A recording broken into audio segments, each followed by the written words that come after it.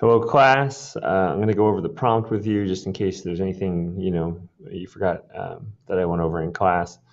Um, Hopefully, I'll remind you of everything I said. So, this first part here, I'm not going to repeat or read through it. You can read through it yourself. It basically just tells us why we're doing the op-ed piece.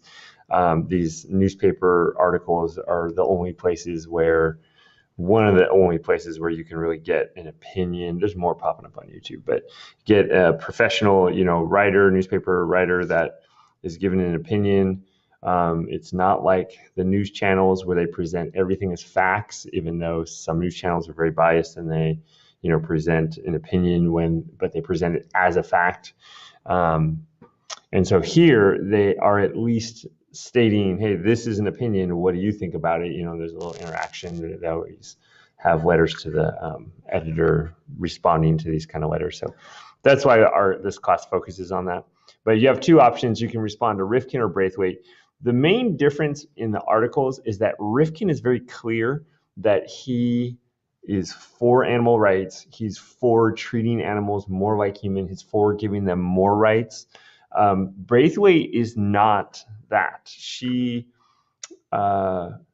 presents the argument that fish might have the same feelings we do, and then asks the question, what should we do about it? She says, maybe we should enforce, not having barb hooked or something like that. But she also says maybe there's a cost benefit. Maybe the benefit we get out of fishing, the entertainment value, the economic, eating food, maybe that outweighs the fact that they feel horrific pain, but so she puts it out to you. So if you're going to argue for Rifkin, then you're arguing for animal rights. If you're arguing against Rifkin, you're arguing against animal rights. For Braithwaite, it's different. She's kind of presenting the question, and then you have to decide which way to go. So take, one of her options where she says, maybe we should do this, maybe we should do that, and then argue that. So that's different. And I do give you some questions here. Should we ban the use of barbed hooks? Should we change? But these are not positions that she takes. This is the questions that she asks. So, if you want to respond to her article and how it was written, you could either praise that or critique that she doesn't take a side. It's up to you. Minimum length is 2 pages. Last one was 2.5, so this one's a little bit shorter. The main thing, one of the things that students just get wrong right away, and this is a huge organizational problem because it means you did not understand the prompt, the assignment, and this is why I've highlighted it here. This is a letter, right? You are writing a letter to the editor or to the publisher of the newspaper in response to. So you're not writing to Rifkin. You say to the publishers of Rifkin article, this is a response to, make sure it's clear that you're writing a letter. And in the Rifkin article, there are some samples of people who have written back, like the actually real people that really wrote back. And so your paper will kind of look like that. Write it in letter form, but you can keep it double space, and MLA format can be all the same. But this is not an essay. So some students completely get this wrong. And that's like, you can't really get better in a C if you don't even follow directions, right? If you're not writing the structure correct. So do not just write an essay about animal rights in general, right? You're specifically responding to one of these two articles and the things in it, right? So the letter must focus on the content of the article. Don't just focus on fish or fish rights or animal rights or whatever. It's specifically what these authors say in the article. Okay. You must respond to one of the two articles, not both. Please don't respond to both. You must respond for or against. It needs to be clear. If you're writing about Braithwaite, still take a stance one way or the other, even though she doesn't take a stance. So that's important. And if you want to say, well, I agree with most of what Rifkin says, but with a few exceptions, you can do that. Or I disagree with most of what he says, except for a few exceptions, you can do that. So that's why it says if you want to make a small concession here, that's fine. But it should be very obvious which side you fall on. Do not, oh, and then those samples provided, I hope you look through them. They're examples that were provided by the ERWC course, but don't copy the content. The idea is not for you to get help with the content about your arguments. They really shouldn't provide that much help. What they're designed to do is show you kind of structure and how their paper looks and my thoughts about, if they're using enough analysis or, that kind of stuff, to give you an idea of what's expected of you. Okay. But you're not supposed to take some of the things that they said and then use them, and it's plagiarism. Okay. So please be aware of that. And then let's move up here. Okay. So this is just a bunch of tips that can help you with the writing of it. So if you agree with the article, explain why. And you need to be really specific about it. If you just say like his article is good, like that's what about the article is good? Well, I like how he says that. Why do you like what it says there? Like what is so good about that argument? Why is it convincing? Be as specific as you can. Explain why the argument works, and that'll make your grade better. Bullet point 2, I should highlight these so you can see what we're doing. Use the articles as your primary evidence. So every body paragraph should have a quote from the letter. Well, maybe not exactly a quote, but especially if you're focusing on the argument, okay, no question you should have a quote to use as evidence. If you're focusing on, ethos, pathos, and logos, if it's logos, you're going to use a quote. If it's pathos, you're going to use a quote because you're going to show, well, this is an example, good or bad, of the emotion that the person's using based on diction or whatever. Okay. If it's ethos, that's probably the evidence he uses is good or bad. Well, you need to quote that, or at least state the evidence, paraphrase it maybe. So most of the time, almost every paragraph will have a quote from the article. If you use your own personal narrative, there might be a paragraph that doesn't have a quote from the paragraph or from the article, but most of them will. Be sure to focus your body paragraphs on the quotes from the articles. It's just like any other essay. You need to focus on the evidence you provide. Otherwise, you're just talking generally. Well, I think this. Well, but be specific. When you can focus on a quote, then you can talk about the quote specifically, and your argument's more specific and more convincing.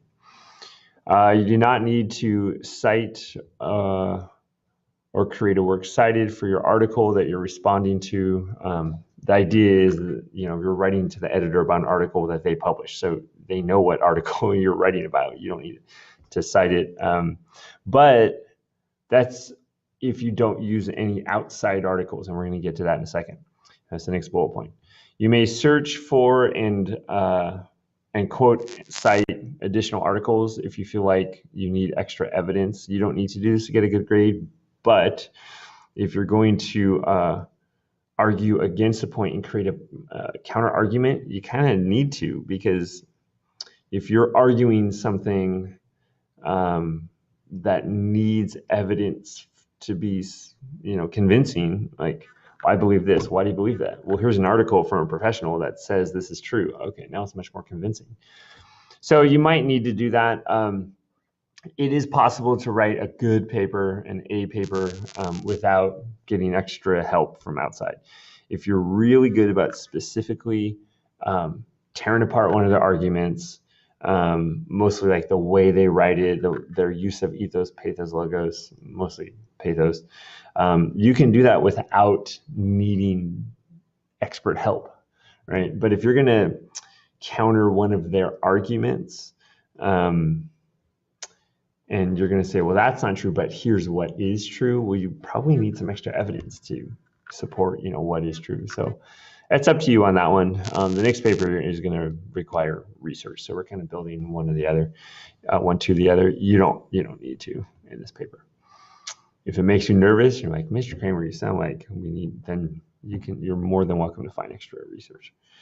If you cite articles outside of the one you're responding to, you have to have a works cited. Okay, and I put a link on the assignment page that shows you how to do a works cited, and also gives you another link that gives you an example of what the works cited should look like. Okay, so then we get to logos, how you're going to use logos, ethos, and pathos. So logos, the logical arguments are your main, it's the main way you argue, right? And so that's where you're going to get most of your points. Be sure your arguments are well explained, specific. We just said that already. To build ethos, that's your grammar, spelling. And then if you use extra additional information from other articles, that will count as ethos. That builds your ethos because you're like, hey, you can believe me because it's not just my opinion, it's these professionals, right? You can utilize pathos, but be really careful with this. Papers can be really good without being emotional. In fact, often they are. Don't rant. If you're just like, this guy's an idiot, blah, blah, blah, it's not going to be a good paper. That's why those two papers, those two responses at the end of the Rifkin article that are real responses, they were terrible. Because one of them was just a full-on rant, but without any evidence and that kind of thing. So, a personal story could work. I don't know, the time you went fishing and you saw the gills flapping around and it was all, and yeah, gave you a heart attack or something. Like, okay, well, that's something traumatizing for kids. Every paragraph should focus on one thing you were supporting or arguing against. So just one focus per body paragraph. Don't go into 5 different things. Just one reason why the article is good or bad, and then argue against it or for it. Every paragraph should focus on one thing you were supporting or arguing against. You may focus on any of the following items. So, and I just have 2 items here. One of the author's arguments, so the arguments themselves, this is what the author argues, and this is why it's good or bad. It can be very specific argument or a little more generalized argument, but you need to be very specific about what you like or dislike about it, okay? If you're agreeing with the argument, you need to add something to it.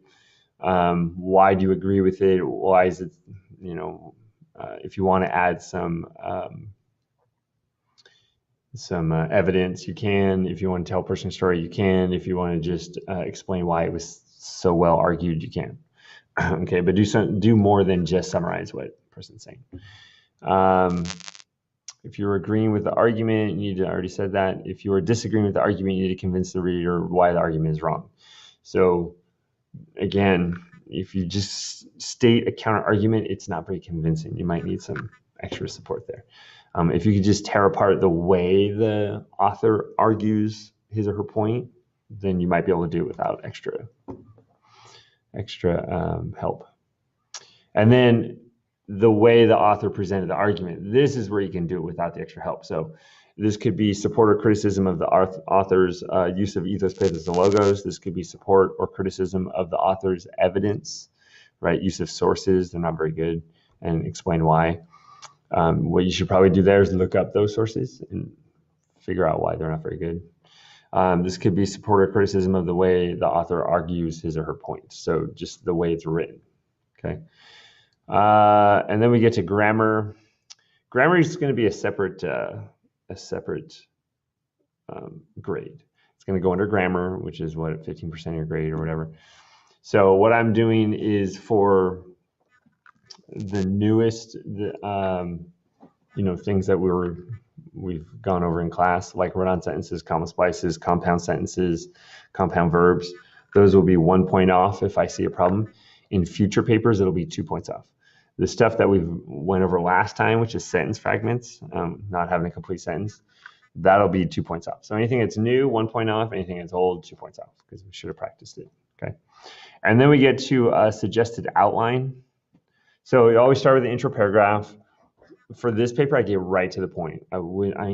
You could start with a narrative, but that doesn't really count as your intro paragraph. I mean, it's kind of an intro. It's more of a prologue, right? And so it's kind of before you get going. And then your next paragraph would be kind of the intro, where you get to the point, give the arguments, and then after that, you start your body paragraphs. So that's a possibility. But otherwise, get right to the point, introduce the article, on this day, this person wrote this article, and this is how I feel about it. You can use I in this essay. But introduce the article you're responding to, get to your opinion, thesis statement, And then it's probably not a bad idea to mention the different things you're going to argue later on. So basically mention the main arguments for the body paragraphs, right? They used to call that a method of development. I don't think many teachers call it that anymore. But what are your main arguments, and you could do the thesis at the bottom of the paragraph. That's what some people were taught. I don't know if that really works for this format. You don't have to do that. So, okay, so then we get to the body paragraphs. Each paragraph should have one focus. That's so important. You don't want to kind of go off on a whole bunch of different things. If you agree with the article, topic sentence, first sentence of the paragraph, state the main argument of the paragraph. And you're not going to say the main argument of the paragraph is, but you say something like, the first reason why Braithwaite is incorrect is, or whatever it is. Just state, what are you arguing in this paragraph, right? One reason why fish should be given more rights is, something like that. Or the main reason why Rifkin's article fails is that, and then state it, and then go from there. From there, what I would do is get to a quote, right? Okay, if his article fails for this reason, then give me a quote that's an example of that reason, and then explain it. Right? If you agree with the article, be sure that every body paragraph clearly explains why you approve of the article, and be sure you include ideas that were not in the original article. That's really important. That's why I highlighted it. Don't just summarize what the author wrote. Why was the argument so strong? Maybe provide extra analysis to add to the author's point. It's up to you. And then if you disagree, attack the contents, the way the topic was argued, the writing of the article, but don't attack the author. But whatever you do, don't just summarize. Again, point out what the flaws are, possibly provide a counter argument. But if you do this, you're probably going to need extra support, extra evidence from another article. But what is so bad about it? And, attack the writing or whatever it is. Every body paragraph should include quoted information or personal experience. Most of the time, it's going to be a quote from the articles. Write as many body paragraphs as you have arguments. You have 4 arguments, 4 body paragraphs, 2 arguments, 2 body paragraphs. As long as you get to 2 pages, it doesn't matter. We got to get out of the idea that everything has to be a 5, intro, 3 body paragraphs and conclusion. Like, that's not how the world works. It's how you were taught in junior high. So you don't need to do that. And then concluding paragraph, just wrap up your discussion. The concluding paragraph, the purpose is more organizational.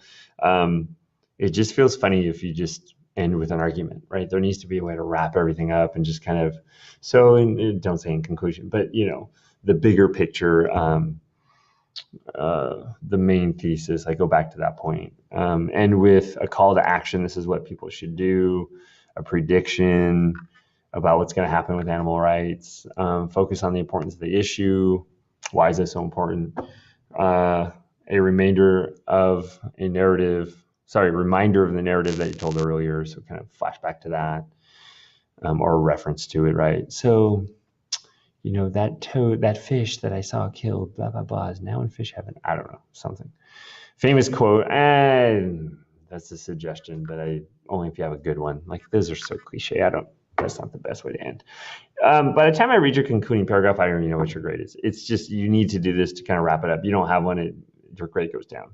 But if it wraps up nice enough, it's not going to do anything to your grade. Your grade's mostly the arguments here. And then if used outside articles, don't forget to include a works cited.